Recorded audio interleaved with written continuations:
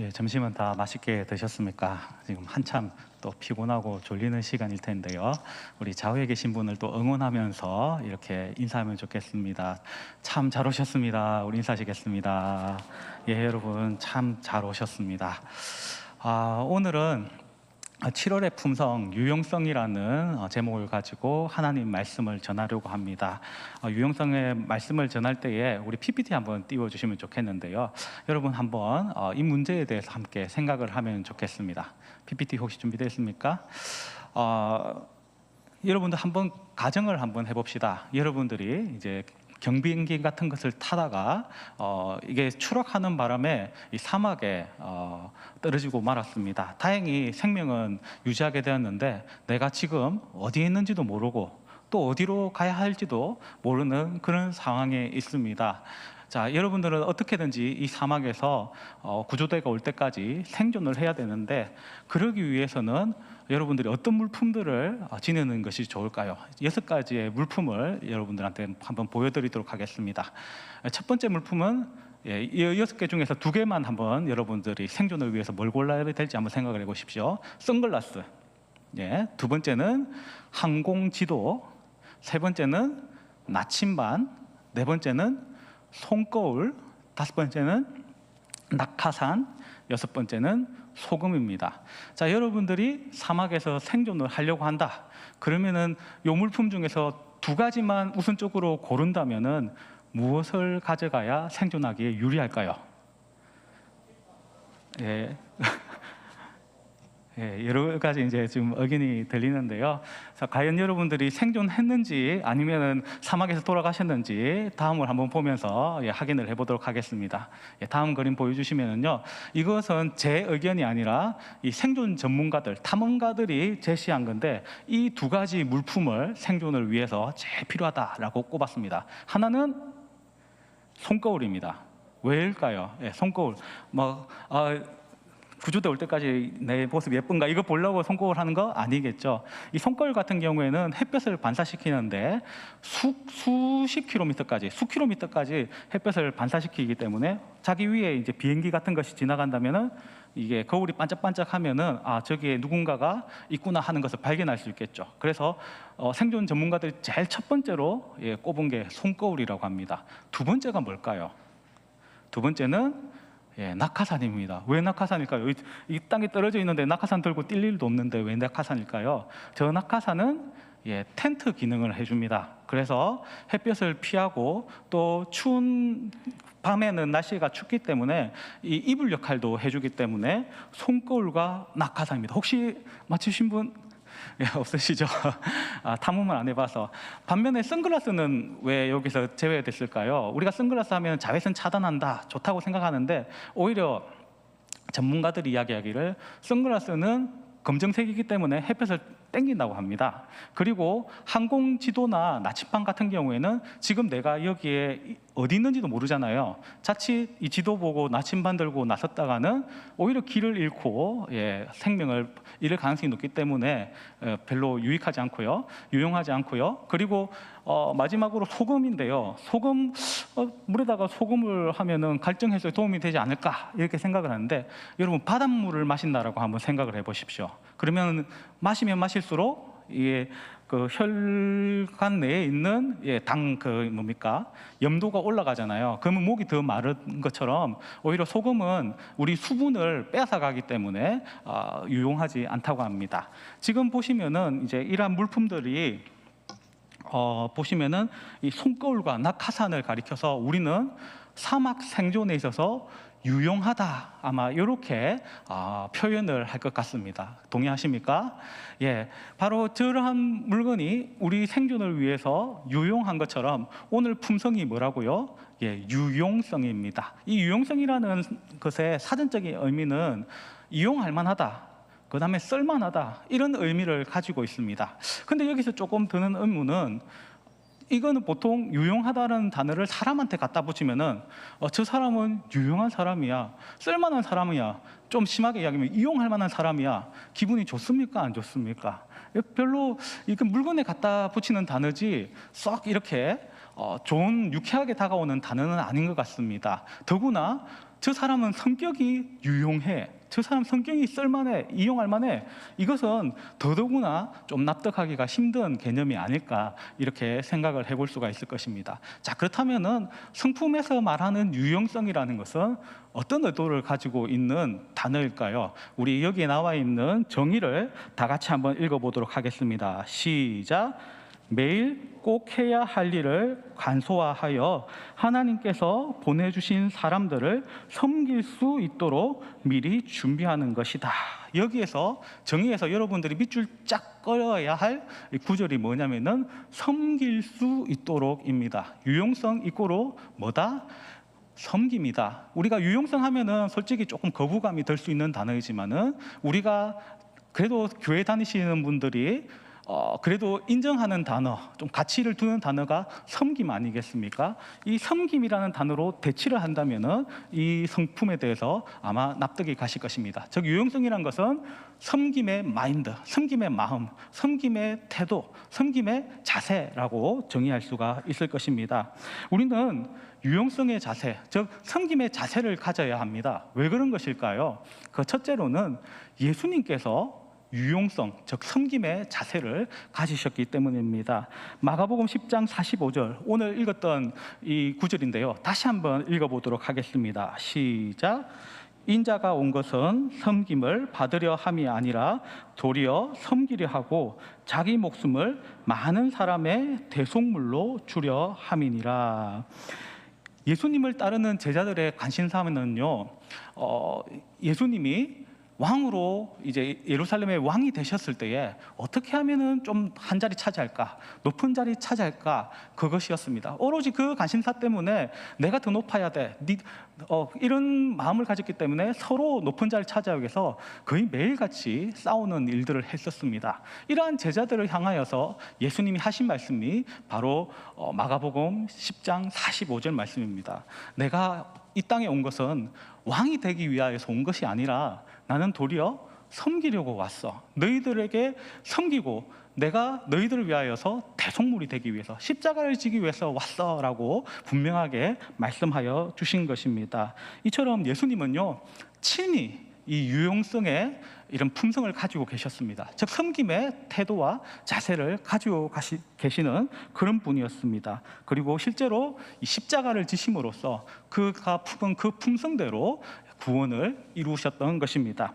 둘째로 우리가 왜 그러면은 섬김의 자세, 이 품성을 가져야 하는 것일까요? 두 번째는 예수님께서 우리에게 섬김을 명령하셨기 때문입니다. 앞서 우리가 읽었던 마가복음 10장 45절 말씀의 의도가 무엇일까요?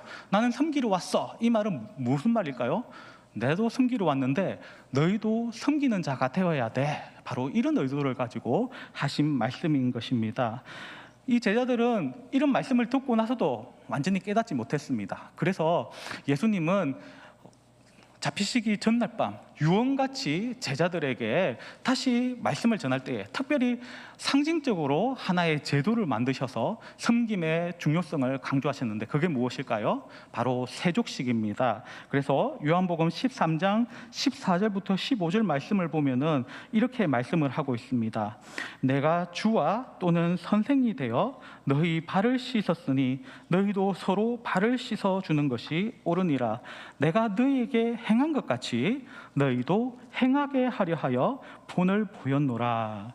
내가 너희들 발을 씻겼지 않니? 내가 너희들을 섬겼지 않니? 이렇게 한 이유는 너희도 이렇게 섬기도록 하기 위해서 한 것이다 라고 말씀을 하고 계시는 것입니다. 예수님은 제자들을 향해서 진심을 담아서 당부하시는 것이 무엇입니까? 바로 섬김의 자세를 가져라, 유용성의 품성을 가지라 라고 말씀을 하신 것입니다.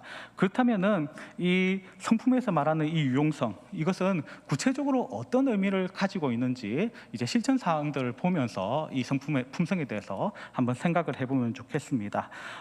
먼저 여기 나와 있는 실천 사항 첫 번째 한번 다 같이 읽어보겠습니다. 시작. 누구를 섬길지 정한다. 첫 번째 우리가 잡아야 될 부분이 뭐냐면은, 그러면 섬기긴 섬기는데 누구를 섬겨야 돼? 섬김의 대상을 분명하게 할 필요가 있습니다. 우리는 누구를 향하여서 섬김의 자세를 가져야 하는 것일까요? 권력자를 향하여서 우린 섬김의 자세를 가져야 되는 것일까요? 아니면은 사랑하는 사람들을 향하여서 섬김의 자세를 가져야 할까요? 아니면 아무한테나 다 섬김의 자세를 가져야 하는 것일까요? 마태복음 6장 24절 우리 함께 읽어보도록 하겠습니다. 시작. 한 사람이 두 주인을 섬기지 못할 것이니 혹 이를 미워하고 저를 사랑하거나 혹 이를 중히 여기고 저를 경히 여김이라. 너희가 하나님과 재물을 겸하여 섬기지 못하느니라. 자, 이 말씀은 무슨 의미일까요?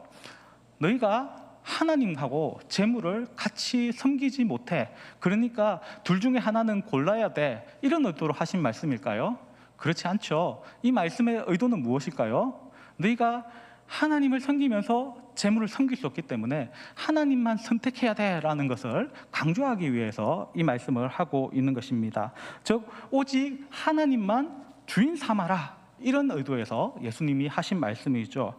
여러분, 그리스도인이라는 우리의 주인은 누구실까요? 누가 우리의 주인이 될까요? 당연히 우리 하나님이십니다. 이 사실에 다 동의하십니까? 예, 아직 동의 안 하십니까? 예, 다시 묻겠습니다. 우리의 주인은 오직 하나님이십니다. 동의하십니까? 예, 아멘입니다. 예, 우리의 주인은 하나님이시죠. 자, 그런데 하나님은요, 일을 하실 때에 나 여기 있다, 이렇게 하겠다, 이렇게 직접 하시면 참 좋겠는데 항상 어떻게 사역을 하시냐면은 그가 일꾼을 부르셔서 그 사람을 통하여서 일을 행하시고 그의 뜻을 실천해 나가신다는 그 사실입니다.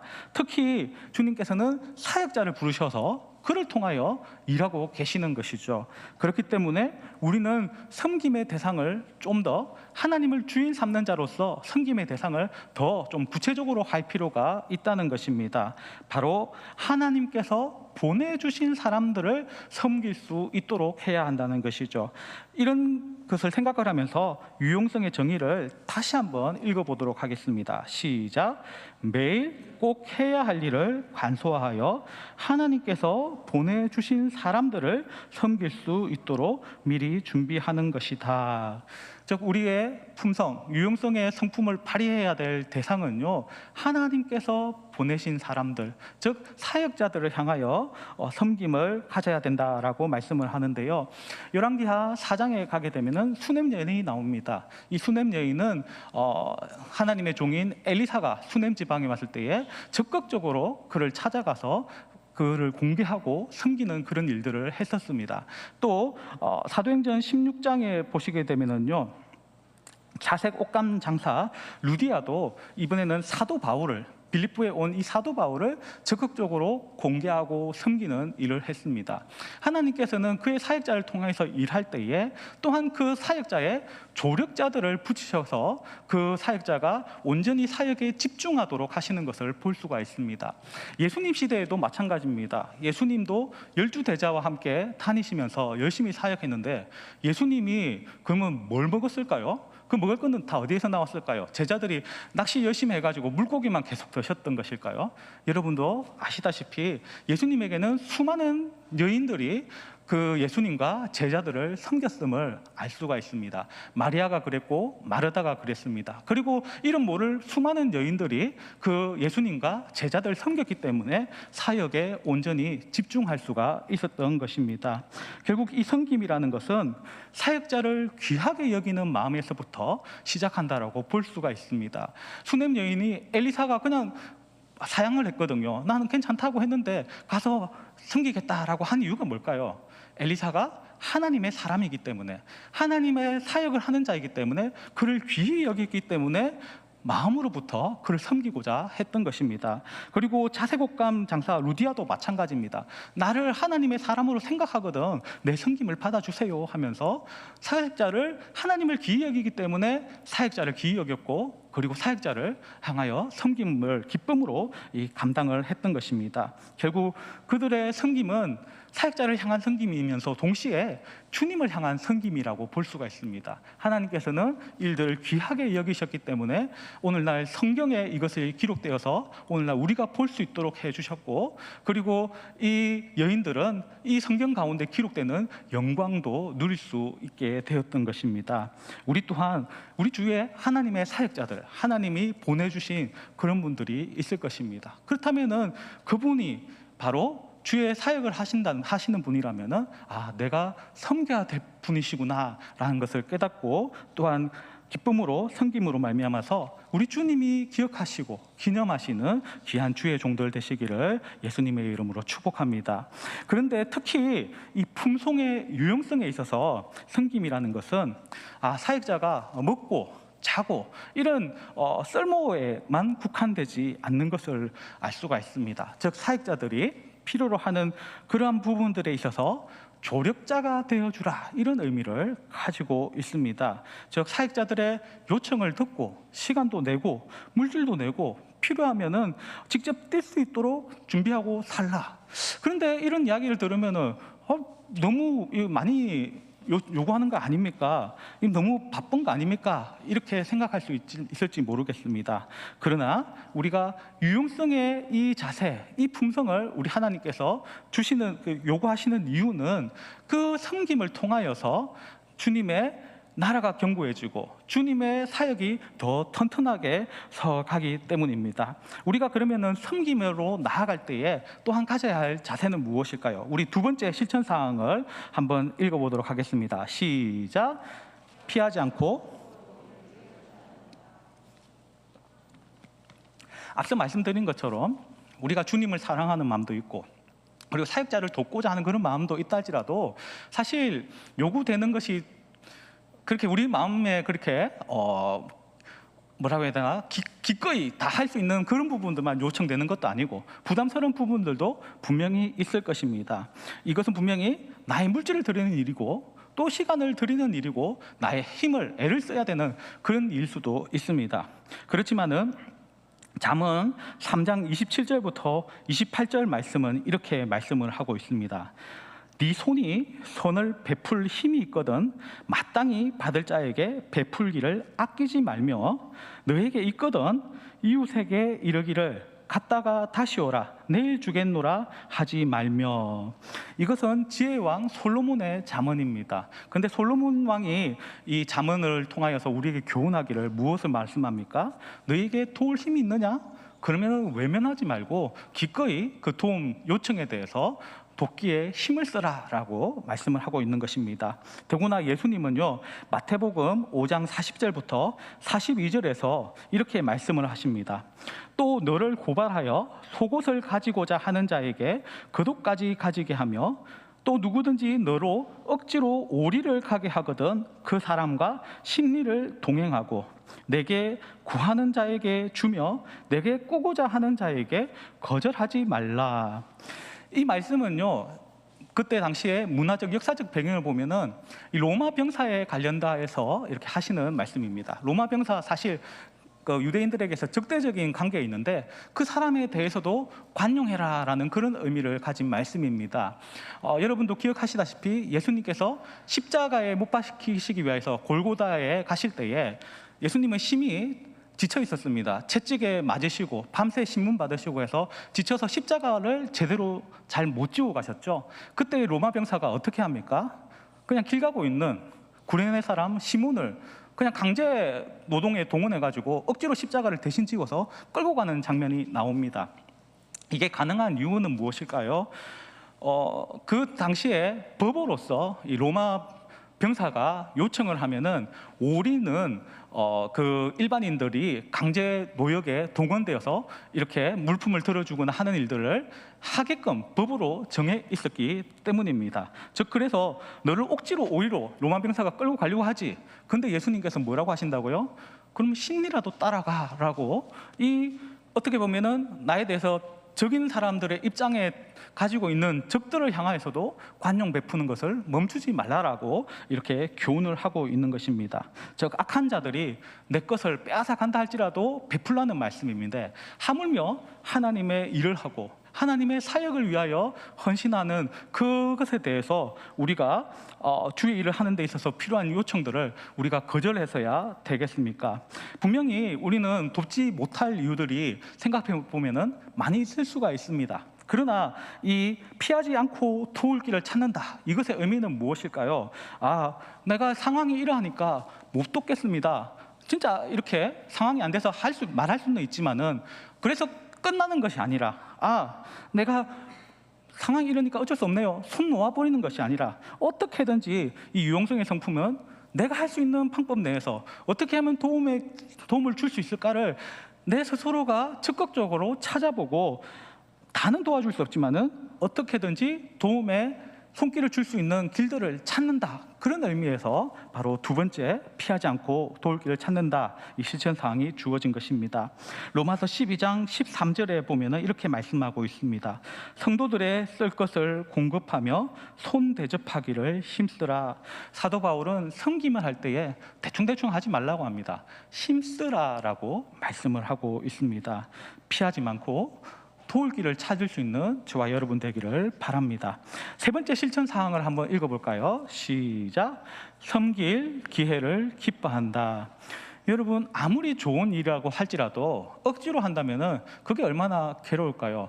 여러분, 운동이 여러분 좋은 거 다 알고 계시죠? 그죠? 우리 살도 이렇게 빠지게 해주고 또 우리를 튼튼하게 만들어주기 때문에 운동은 참 우리에게 유익합니다. 그렇지만 이 좋은 운동이라도 억지로 하게 되면은 어떻게 될까요? 억지로 하면은 아무래도 할 때마다 괴롭죠. 그럼 괴로우면 어떻게 될까요? 하기 싫겠죠? 하기 싫으면 어떻게 될까요?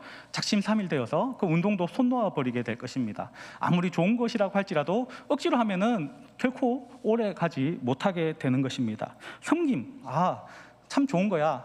예수님이 모범을 보셨지. 그리고 예수님이 명령하셨지. 섬김 당연히 해야지. 근데 섬김이 그렇게 우리에게 아주 마음을 편안하게 하거나 몸이 편안하게 해주는 것은 아닙니다. 힘든 겁니다. 그렇기 때문에 이 섬김을 하는 데 있어서도 내가 억지로 하게 된다면 어떤 일이 벌어지게 될까요? 결국 억지로 하면은 이 섬김도 오래 가지 못하고 중단되기 마련일 것입니다. 그런데 이 실천사항 세 번째를 보면은 섬길 기회를 기뻐하라라고 말하고 있습니다. 즉 우리에게 섬길 기회가 찾아왔다는 그 사실 자체를 기뻐해야 한다는 것입니다. 우리가 섬길 기회를 기뻐해야 하는 이유가 무엇일까요? 먼저 우리가 기쁨으로 섬기게 된다면은 하나님이 기뻐하시기 때문입니다. 우리가 섬김을 기쁘게 할 때에 하나님이 우리의 섬김을 기뻐하시기 때문입니다. 하나님의 사역자인 이 바울은요, 예루살렘에 대해서 어려움에 처한 이 예루살렘을 위해서 연보를 많이 요청을 했었는데요. 특별히 이제 고린도 교회 성도들한테 이 연보 준비를 요청을 했었습니다. 그렇게 하면서 고린도후서 9장 7절 말씀을 말씀했는데요. 이렇게 말씀하고 있습니다. 각각 그 마음에 정한 대로 할 것이요 인색함으로나 억지로 하지 말지니 하나님은 절겨내는 자를 사랑하시느니라. 즉 이왕 섬겨야 된다면 우리는 억지로 하는 것이 아니라 기쁘고 즐거운 마음 가운데 해야 한다는 것입니다. 왜 그렇습니까? 하나님이 그렇게 하는 것을 기뻐하시기 때문에, 또 더 나아가서 그렇게 기쁨으로 주님의 일을 기뻐하며 주님을 기쁨으로 섬길 수 있는 것을 자체를 기뻐하는 그 사람을 하나님이 사랑하시기 때문입니다. 또한 우리가 섬길 기회를 기뻐해야 하는 이유는 무엇일까요? 두 번째는 바로 기쁨 없는 섬김은 자칫 우리에게 무익한 것이 될 수 있기 때문입니다. 우리가 기쁨 없이 섬기는 것, 요게 헛수고가 될 수 있다는 의미입니다. 고린도전서 13장 1절은 이렇게 말씀합니다. 내가 사람의 방언과 천사의 말을 할지라도 사랑이 없으면 소리나는 구리와 울리는 꽹과리가 되고. 하나님은 항상 우리의 중심을 보시죠. 그래서 우리는 그 사람의 겉모습을 보고 열심히 하는구나, 멋지네 이렇게 생각할지 모르지만은 하나님은 우리가 어떤 자세로 어떤 마음을 가지고 일하는지 다 보고 계십니다. 그런데 우리 마음 가운데 이런 사랑의 마음들, 즉 섬김의 마음들이 없다면은 우리 주님은 억지로 하는 우리의 모습을 보면서 별로 기뻐하지 않을 수 있다는 것입니다. 그리고 우리의 중심을 분명하게, 우리의 의도를 분명하게 아시기 때문에 저건 나를 위해서 하는 것이 아니고 다른 꿍꿍이가 있어서 하는구나 하는 것을 아시기 때문에 우리의 노력도 헛수고가 될 수 있다는 그런 의미입니다. 그러므로 우리는 섬길 때에 항상 기쁜 마음 가운데 섬길 수 있도록 또 일들을 위하여 기도할 수 있는 사람들이 되어야 되겠습니다. 마지막으로 우리가 섬길 기회를 기뻐해야 하는 이유가 무엇일까요? 섬김이 곧 우리의 상급이 되기 때문입니다. 이 기쁨으로 섬기는 이거요, 공짜 아닙니다. 여기에 대해서 우리 하나님은 보상하여 주신다는 것입니다. 여러분, 우리 사역자들을 섬길 때에 우리의 헌신, 물질, 또 그 다음에 시간, 이런 것들이 들어가는데 우리 것이 빠져나가니까 나에게는 손해겠구나 이렇게 생각하지는 않으십니까? 그러나 결단코 그렇지 않다는 것입니다. 마태복음 10장 41절부터 42절 말씀을 우리 다 같이 읽었으면 좋겠습니다. 마태복음 10장 41절부터 42절 말씀 시작. 선지자의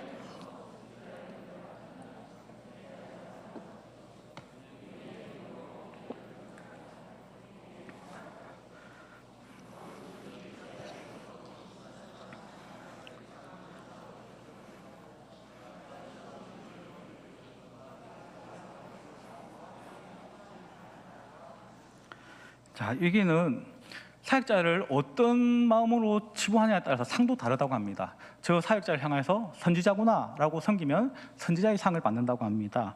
그리고 저분 의인이시구나 하고 영접하면 의인의 상을 받는다고 합니다. 그리고 진짜 작은 아이인데 또 약한 사람인데 저 사람이 주님의 제자구나 하고 섬기면 그 제자의 상을 받는다는 것입니다. 결단코 그 상을 잃지 않는다라고 예수님은 말씀하고 계시는 것입니다.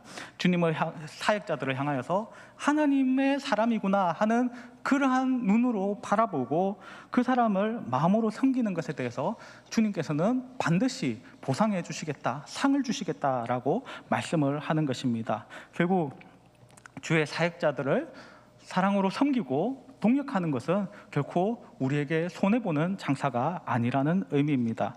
바로 하나님의 나라를 함께 일으키는 일인 것입니다. 결국 예수님의 명령을 시행하는 일입니다. 그렇기 때문에 하늘에 상급이 있습니다. 그러므로 우리는 섬길 때에 마음으로, 기쁨으로 할 수 있는 사람들이 되기를 바랍니다. 우리 네 번째 실천 사항을 한번 읽어볼까요? 시작. 사람들에게 무엇이 필요한지를 헤아린다.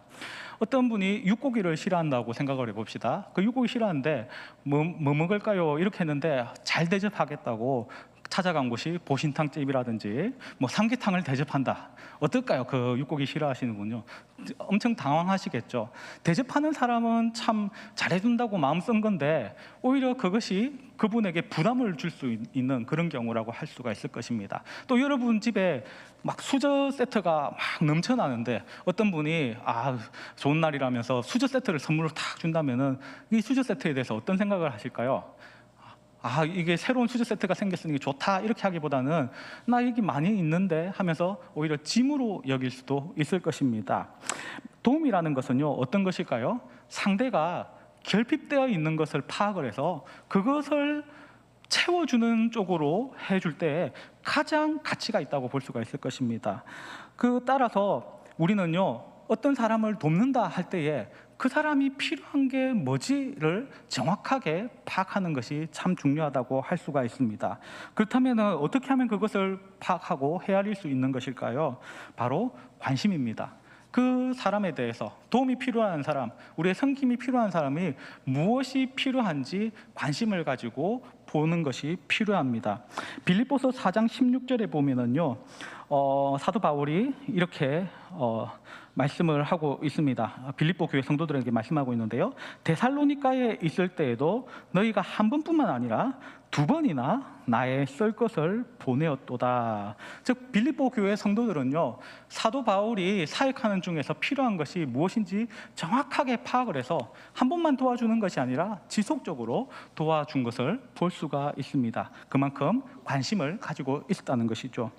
더 좋은 방법, 즉 상대방의 필요를 더 파악하는데 더 좋은 방법은 무엇일까요? 그것은 모르면 직접 물어보면 됩니다. 무엇이 필요하세요? 이렇게 물어보면은 더 정확하게 파악할 수 있고요. 또 다른 것은요, 그분이 요청할 때에 그것을 채워주는 것이 가장 좋은 방법이라고 볼 수가 있을 것입니다. 디모데후서 4장 13절에 보시면은요, 네가 올 때에 내가 드로아 가보의 집에 둔 겉옷을 가지고 오고 또 책은 특별히 가죽 종이에 쓴 것을 가져오라.